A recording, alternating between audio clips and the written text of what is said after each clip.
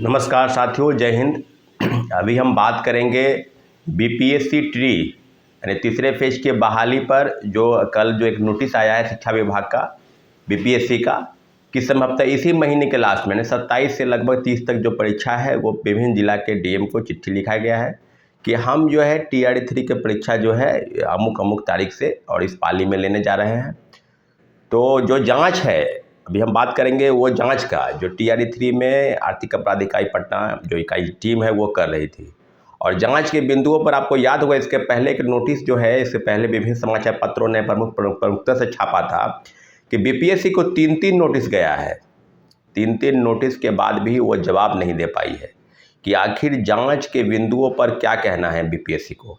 और बीपीएससी के जो जांच पर है वो बीपीएससी जो बिहार लीग सेवा आयोग के नाम से मशहूर हो चुका है, जो क्वेश्चन पेपर शिक्षा माफियाओं के हाथ में गोद में पहले ही दे देता है, जो सेटिंग गेटिंग के तहत पैसे की उगाही करके लोगों की बहाली करती है।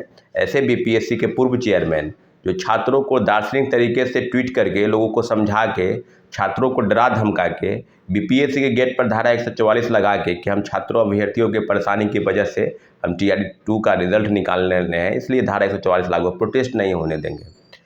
छात्रों और अभ्यर्थियों की आवाज़ दबाई गई। साथियों, ये बात आप बिल्कुल कान खोल के सुन लीजिए। और जिस प्रकार से खेल इस प्रदेश में हुआ उस प्रदेश की बातें आप समझ लीजिए कि लोकसभा के मतगणना जो है कल होने वाले हैं।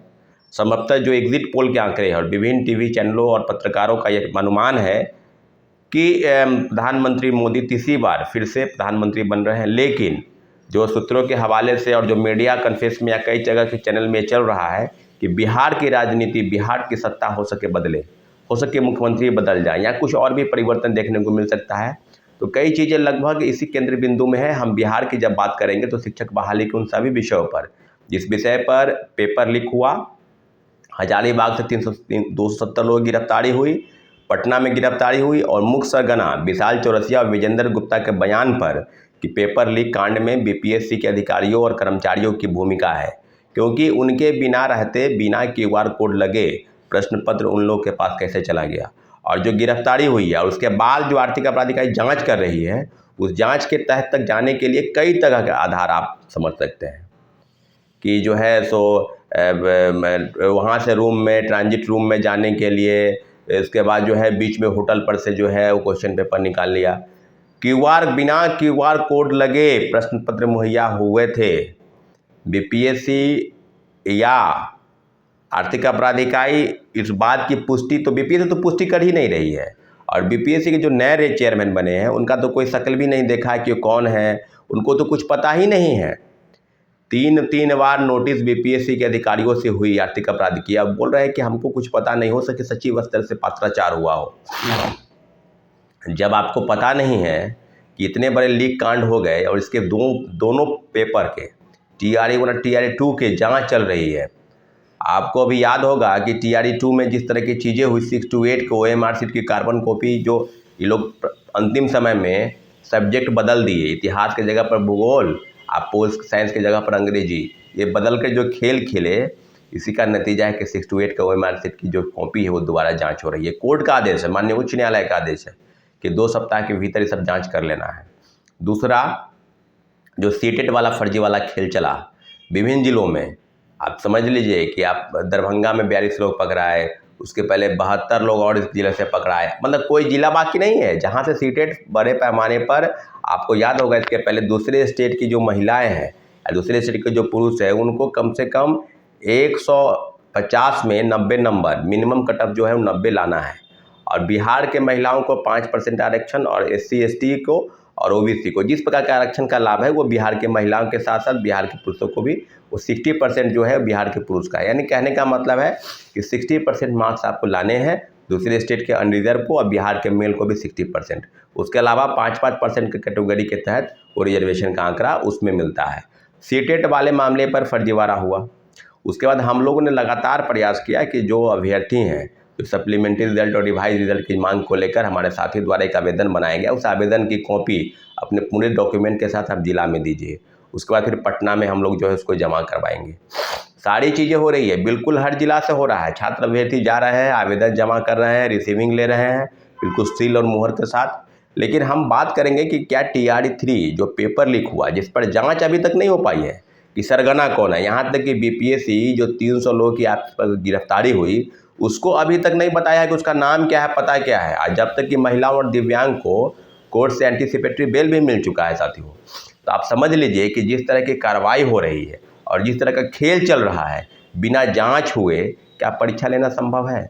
क्या परीक्षा लेने का कोई औचित्य है? अब आप कहेंगे कि जो परीक्षार्थी हैं उनके खिलाफ में, हम किसी के खिलाफ में नहीं बोल रहे हैं, लेकिन जब जांच नहीं हो रही है, जब जांच उस बिंदु पर तक नहीं पहुंचा, भंडाफोड़ नहीं हुआ, BPSC के पूर्व चेयरमैन की भूमिका, कभी हिंदी भाषा के हर्ता को जो विषय को जो समाप्त किया गया कि भाषा का जानकार होना जरूरी नहीं है TRE-2 में, तो बात तो बिल्कुल भंडाफोड़ हो चुका है ना। TRE-1 में और TRE-2 में दोनों में पेपर लीक थे, लोगों को प्रश्न पत्र मुहैया कराकर विभिन्न राज्यों के सरगनाओं के साथ, चाहे उत्तर प्रदेश हो, झारखंड हो, उड़ीसा हो, और लगातार राजस्थान से लिंक इसके जुड़ रहे हैं, दिल्ली से लोगों को प्रश्न पत्र मुहैया कराकर 2 दिन पहले ही रटवाकर अब परीक्षा केंद्र पर लाने की जिम्मेदारी शिक्षा माफियाओं की थी। और लाया गया, आपको याद होगा इसके पहले कि छपरा, सिवान और गोपालगंज जो सेंटर थे वो आरा, बक्सर थे, और लोगों को गोरखपुर, बनारस आदि सेंटरों पर पहुंचाया गया और उनको लाया गया। तो सेटिंग गेटिंग में तो BPSC पहले से ही शामिल रही है। 66वीं पेपर लीक कांड, 108 कट ऑफ चला जाना, हम लोग लगातार चिल्लाते रहे, चीखते रहे, परंतु पेपर रद्द नहीं हुआ। 67वीं पेपर लीक कांड, सबसे बड़ा कांड जो उद्भेदन हो चुका था, मुख्य सरगना कौन थे उसके? कोई रंजीत रजक का नाम बोला, कोई और एक IAS रंजीत का नाम था उस समय में, कार्रवाई तो नहीं हुई, कोई पिंटू यादव का नाम बता रहा था।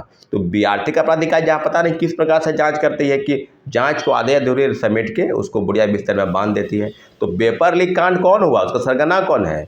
बिना BPSC के अधिकारियों कर्मचारियों के मिली भगत के बिना उन लोगों को प्रश्न पत्र मिल गया क्या?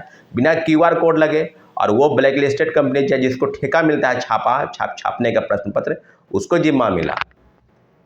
तो फिर कैसे आप बिना BPSC के पूर्व चेयरमैन की भूमिका तो हो सकती है, तो चेयरमैन जवाब नहीं दे रहे हैं, और पता नहीं अमेरिका में घूम रहे हैं कि लंदन में घूम रहे हैं, घूम रहे हैं, ट्वीट नहीं कर रहे हैं। वो ट्वीट तो पहले खूब करते थे कि हम चांद पर ज़मीनें नहीं खरीदने देंगे, और लाए हैं तूफान से कश्ती निकाल के। तूफान से कश्ती नहीं निकाले हैं, आप TRE-1 TRE-2 के अभ्यर्थियों का जीवन बर्बाद कर दिए हैं। जो मिनिमम कट ऑफ को पार कर गए, जो मेरिट वाले थे, आज दर दर की ठोकर खा रहे हैं, उनका उम्र खत्म हो गया, उम्र लैप्स हो गया, उनके माँ बाप के सपनों का आपने चकनाचूर कर दिया। दूसरी तरफ सीटेट फेल, STT फेल और कई फर्जी वाले, खासकर डोमिसाइल नीति पर डोमिसाइल फर्जीवाड़ा बनाकर लोग बहाल हो गए हैं, उनको तो आप बाहर नहीं कर पाए। और तूफान से कश्ती निकाल कर आप लाए थे, बड़े पैमाने पर फर्जीवाड़ा हुआ, उसका कोई व्यक्ति जिम्मेवार है, तो जिम्मेवारी आप लेनी होगी, वो है BPSC का पूर्व चेयरमैन अतुल प्रसाद। सारे संसाधनों के रहते हुए और जिस प्रकार से छात्रों अभ्यर्थियों के साथ गिरवान सेल में एप्लीकेशन लिया गया और उल्टे उनको डराया गया, धमकाया गया, तो आप समझ लीजिए 6 जून को अधिसूचना समाप्त हो जाएगी। 6 जून को जो है वो कोड ऑफ कंडक्ट जो रूल नियम है निर्वाचन आयोग का, वो समाप्त हो जाएगा। हम लोग 6 तारीख के बाद बैठक करेंगे और RTI से जो खुलासा हुआ है कि आरक्षण के नियम का पालन TRE-1 और TRE-2 में नहीं हुआ, उस पर हम लोग घमासान मचाएंगे। और दूसरी तरफ फर्जीवाड़े पर, डोमिसाइल पर जो राज्य सरकार की नीति थी, वो नीति बिल्कुल फेल कर गई है। आपको लोकसभा के परिणाम देखने को मिलेंगे। ये दोनों पार्टी, चाहे JDU हो चाहे RJD हो, उस समय महागठबंधन के दोनों पार्टी ने छात्रों अभ्यर्थियों के साथ जो हकमारी की, उसका परिणाम आप देख लीजिएगा लोकसभा के चुनाव में कि क्या होने वाला है साथियों। आने वाले समय में छात्रों और अभ्यर्थियों की हक के लिए हम लोग बैठक करेंगे, और जो निर्णय होगा उस बैठक के बाद आप लोग आगे। लेकिन 2 प्रमुख निर्णय RTI से जो खुलासा हुआ है, आरक्षण के नियम का पालन नहीं, डोमिसाइल नीति और रिवाइज रिजल्ट सप्लीमेंट्री रिजल्ट जो याचिका दायर है, उसके भी कोर्ट केस की जो सुनवाई है वो होगी अगले सप्ताह, अगले महीने जून में, इसी महीने जून में होगी, 19 को होगी, 25 को होगी। और सारी सुनवाई पर आपकी तहकीकात बिल्कुल नज़र बना कर रखिए। निश्चित रूप से छात्र अभ्यर्थियों की हकमारी हुई, परीक्षा लेने का कोई औचित्य नहीं था। जब जांच चल रही है, जब आर्थिक अपराध इकाई बोल रही है कि हम जांच कर रहे हैं, और जांच किस प्रकार से चलेगी, हो सके 4 जून के बाद बिहार की राजनीति भी बदले, इसलिए छात्रों अभी तक घबराने की जरूरत नहीं है। हम लोग एकजुट होकर उस लड़ाई को अंतिम मुकाम तक पहुंचाएंगे। ठीक है साथियों, धन्यवाद, जय हिंद।